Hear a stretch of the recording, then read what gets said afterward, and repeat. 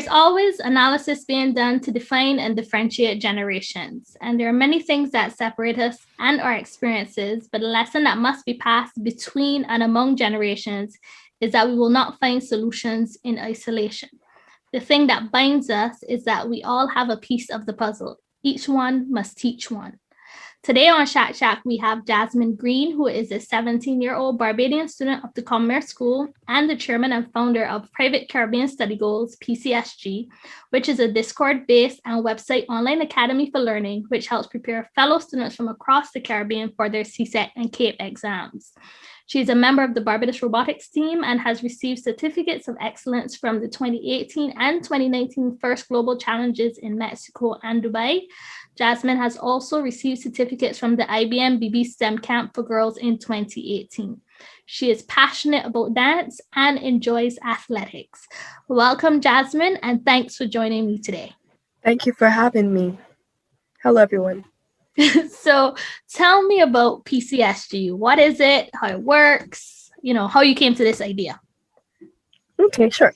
So PCSG, as you said already, stands for Private Caribbean Study Goals. It is a youth organization founded by the students for the students. I came up with the idea of PCSG on the exact day of Barbados' lockdown. And then I started the academy on a platform called Discord, which we will get into further on March 28th, 2020. And that was the beginning of PCSG. Okay. How does it work exactly then? PCSG has gone through a lot of stages. Our e-school has features for both studying and learning, where you can study there 24/7 with certain features put in place, which I will get into. And then you learn via live classes, which we do host inside of the e-school, and students can join whenever the classes begin. Okay. So how did you come up with this idea? Of course. I came up with this idea from honestly being demotivated from school. Around, I would say, February 2020, I was very demotivated from school, and I was not really attending classes as much due to external phases of my life. And COVID took my education away from me, and that brought my motivation to ground zero. And I had no clue what to do. Then a fellow YouTuber started the Student Hub. I joined it, met some Caribbean students, and from there we started our own group. But I didn't start it. Another student started it. And from there, it was a very small group just for chemistry and physics. And then from there, I took that idea of having like a study group for just one subject and decided, you know what? Let's do this study group for all subjects. And then on March 28th, 2020, I formed my Discord server, which is now the present e-school. Okay. And founded CSEC study groups, CSG, for all CSEC subjects where students can join, have Zoom and Google Meet sessions. They can learn with each other, study with each other, and help each other succeed. From there, we formed our slogan, as I just said, and I'm so accustomed to saying it because it really is our mission. Students helping students succeed. Okay. With that put in place, Caribbean students knew exactly what PCSG was about and what their goal is. The best part about PCSG is that we are students, so we understand our target, we understand how they feel, what they need, what they want, everything that is beneficial to their success. Okay. Very good. Very good. Thank you. So that is why we started the e-school, where instead of using WhatsApp, Google Meets, and Zoom, which are disconnected sources of communication, and they have limitations of finances. Therefore, if you do not finance certain platforms like Zoom and Google Meets, you are disadvantaged from having several students in a class or having a long class over an hour. You don't have that. So what I did is I took Discord, and instead of just having it as a place where students just text, let's turn it into the ultimate e-school for all students to be able to study 24/7 and have live classes. And it has been done. Okay. We now have very soon, we are officially launching the Study Goals e-school. PCSG brought out to give students everything they need in one platform. Okay. Fully financed for. Is there a cost? Is there a cost for the students, or is this like no, a please. free? It is completely free. That's excellent. I didn't mention that. Imagine PCSG is PCSG is fully non-profit. Excellent. As of right now, and our goal is to help students for free. Okay. So if they have expensive lessons, private tutoring that is way too much money, and you need that element of motivation, and you need the benefit of no cost. Yeah. Okay. Yeah, she brings both of that together and gives Caribbean students exactly what they need. Perfect. So, I mean, you mentioned Discord, and I have to say, I'm not really like au fait with Discord. I know Zoom, Google Meets, WebEx. These are the things I use every day. So, tell me a little bit about Discord. Of course. Discord started off in 2015 as an application on mobile and a software on PC. So they're there for your personal computer, your laptop, your desktop. Basically, Discord can host on any device once it's not a television. It was made for gaming, where people from all over the world could get together, create their own mini communities, and they can talk in like voice calls. They can text each other. They can send each other memes. They can stream, that they can share their screen and show that they're playing a game. So it was mainly made for gamers. Okay. But due to COVID-19, Discord decided that they need to show students that Discord can also be used to learn. Okay. I never looked at Discord before. I always thought it was only for gaming, so I never really checked it out. But once the YouTuber, as I said, Kerwin Springer, as he started his student hub, showing the Caribbean that yes, you can use Discord for education, I took it a step further and said, all right, now let's use Discord to actually teach instead of just sharing information. That's pretty good. I get it. That's cool. I mentioned mini communities, but I should have given the vocabulary, Discord vocabulary, the jargon. The mini communities are called servers. So when you hear, do you have a Discord server? Join the Discord server. I no longer call my Discord server a Discord server because it has not been transformed into an e-school. But yes, it's still a Discord server. Okay, cool. So how many students have you attracted so far? Let's go check. 2,085. All right. Students. Impressive. I know. So I just want to say, I'm really impressed by this initiative. Not only are you servicing a need and building a community, but, also helping those who are least able to afford it, as you mentioned. So that is really cool. So it really does also sound like a lot of work. So what have you found to be the most difficult thing about starting this initiative? No one has really ever asked me that. Well, good. I'm glad I can ask you something new. Thank you. Yes. People just think it is from step 1 to step 100 in a matter of 5 seconds. But no, I won't lie. It took all-nighters. It actually took me getting no sleep. And I was okay with that because I had been suffering from insomnia from a long time before COVID.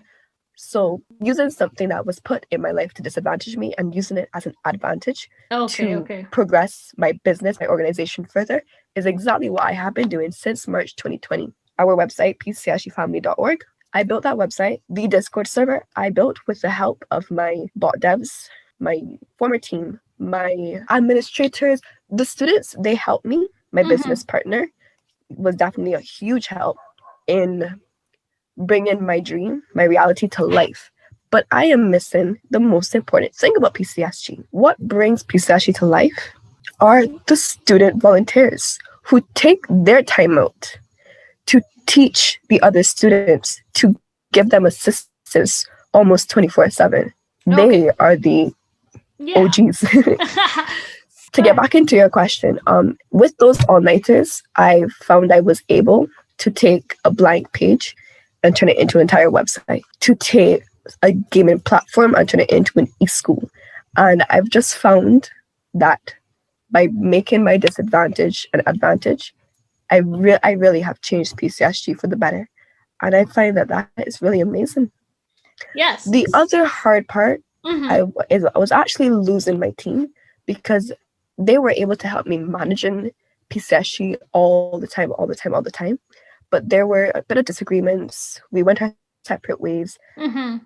But the perseverance that it took me and my business partner to continue PCSG was the hardest part for me, Okay. most definitely. Okay. Well, those sometimes are growing pains. So, all right. So that was the more challenging thing, I guess. Maybe, the Yes, team dynamics and the late nights and that kind of thing.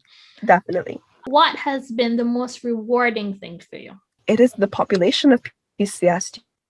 It is that you started off in March 2020 with 5 students to now have almost 3,000. Yeah. It blows my mind. We now have 2,100. So growing so fast and being able to really share my dream with others, and that they not only respect my dream but they support it 100%. Even up to yesterday in the student hub, which I had told you about before, Mm-hmm. students were complaining about the ambition. Where's all the ambition? And I didn't even know about this conversation. But other students recommended PCSG to them, and they're like, go to the PCSG. And I was like, wow, this is amazing. Yes, that means you're doing a good It is job. the most rewarding feeling to know that that my mission, students helping students succeed, is actually happening, Yeah. is a Okay. reality, Okay. most So definitely. you mentioned your team and that kind of thing who helped you with your, to build this initiative to kind of support this dream. I was just curious if you also had a mentor. My mother. My mother was my number one mentor, and my father as well. My mother and my father, because they made sure to let me know that this is not going to be easy. Mm-hmm. This is going to be one of the most difficult things you will ever do in your life. Are you sure you want to continue? I said yes. Okay. And as much as I went back to them saying, it's hard, I continued and I persevered Okay. because I know how much people need this Okay. Okay. and how beneficial it is. But yes, my parents, they are the number one supporters. And then my boyfriend is right underneath them as my, Okay.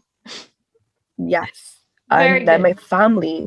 my family, they have supported me so much. And I mean, from emotionally to physically to financially, they made sure that my goal, my dream, which they really know about, will become a reality. Okay. And I am so grateful for all of the people in my life who have supported me and continue to help me deliver my dream to Okay. others. Yeah.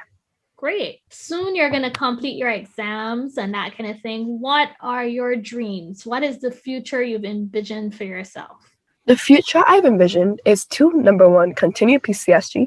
Okay. I would like it to be a long-lasting organization, Mm-hmm. both non-profit, and in the future profitable, Okay. where others benefit, I benefit, and I find that being able to do that at such a young age would be amazing.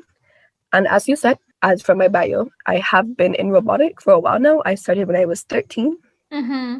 and by being in robotics, I would like to continue that path Okay.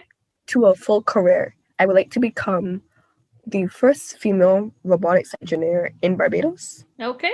Well, while having PCSG as my organization. okay.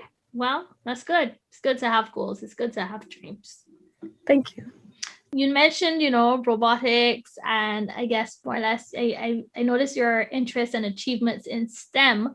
So I was just wondering, in your own experience, do you think there is sufficient focus on getting girls involved in STEM? My thoughts are they're negative because as much as it's very important for girls to be in STEM, there are several people out there who don't see the need of having quote unquote a girl in a tough manly man kind of job. Mm-hmm.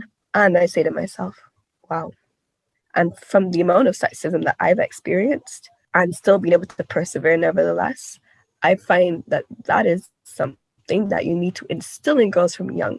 Because Okay. instead of saying to them, yes, do this and do that, you could do that, you could do that, you have to let them know that it's going to be hard. You're going to have people that are going to break you down and try to destroy you. especially males, because some males in the field do not see the need to have females in the field. Okay. And you have to let girls know that, but that they can also achieve whatever they want to achieve in life. Okay. My IBM camp that I attended when I was 13, I find that was mind blowing, being able to know that there are other girls in Barbados that like the same things as me, that they like to get their hands, quote unquote, their hands dirty. Yes, yes. And I find that it really shocks me. It shocked me from 13 and it still shocks me up to now, because I've been told all my life that STEM is not for girls. That's something we need to improve, but I'm glad you had the Most opportunity definitely. to find your tribe in, at STEM camp, and that you have these Yes. dreams of a robotics career. I'm happy to hear that. What about the use of tech in education? Do you think, I mean, clearly you've been busy with PCSG. Do you think technology is being sufficiently utilized in education? Should we be doing more? Are we doing enough? I would say we are doing as best we can right now in terms of the economic state of Barbados and the Caribbean currently. I do see the need to have some online classes in the future. Okay. Prior to COVID, I do see the need for that. It is not that you need technology in your life, but it is that the way of the world is where the world is going, with or without a pandemic. And you have to say to yourself that now is the time. Now is the time to make sure you are up to date and abreast with the technological. Yeah, I guess the tools that you need. Correct, exactly. To know exactly what's going on right now, where you live, and what you need to keep yourself up to date. In terms of being sufficiently utilized in education, I do say yes. Okay. But I also say no. Because I do think that students who are less fortunate than I am should have a secure outreach to be able to get technology, to be for their online classes during the pandemic and after. Because before, back in the day when my parents would be studying, they had their several books and all these different things. But everything is becoming everything is becoming electronic. So you have to say with that, if the easiest way to get information for the topic that you're studying right now is online, then yes, we do need more technology in education. Because if that is where majority of the resources come from, then you should have full access to that source itself of resources. Does that make sense? I understand. Yeah, no. I understand. Go on. If students less fortunate than me, if every single student in Barbados had access to technology, there would be less unemployment rates, because you no longer can say, well, I don't have access to this and that, so I can't study this and that. You do. And when you know you have it, you have the motivation to use it. And when you use it, you excel with it and you excel in life. And that's how I see it. That's honestly how I see it. Well, I'm not sure it will necessarily solve the unemployment question, but I agree. No, what I said less. I said less, not fully solved. But I agree that, the thing about technology is that you want to make sure that all the students can benefit, not just some of them. So that's a good point. Yeah, thank you. And then I guess a more general kind of question then is, do you think there are things that need to change in the educational system in general, and maybe how it's being administered, not necessarily from a technology perspective, but I don't know if you've given any thoughts if there are anything. Sure. Maybe there's nothing you want to change. Oh, there is something. I find that as much as I don't really want to answer this question because it's very tricky to answer, because you can be offending ministries of education in the Caribbean and worldwide, I do think that it is necessary, with no offense taken, that there be less homework, because the mental strain on students is very serious. As a student, I understand the mental strain of being covered in assignments and assuming that with better time management, you are better in life. But better time management is not going to be obtained by being covered in several assignments and homework and still having your family chores to do, still having to maybe cook for yourself, make sure you take care of yourself. There needs to be that balance. And as much as teachers in the educational system assume that students will automatically find this balance, in a pandemic, you are dealing with much more than just homework and chores now. You are dealing with making sure that your mental state stays sane. So currently, there need to be less assignments. And I'm not saying this to just get an easy break off of education, an easy break off of CAPE. I am saying this because when the Minister of Health says that the mental health of Barbadian students is depleting gradually, but still depleting, you have to ask yourself why. Why do you think that Barbadian students' mental health is depleted? Because of the unnecessary amount of homework. We still have to study for our exams. We still have to make sure that we are fully prepared for our exams in a few months from now. We cannot be trying to do several assignments to just get an A on our report card and then a 5 at CAPE. You understand what I'm saying? Fair enough.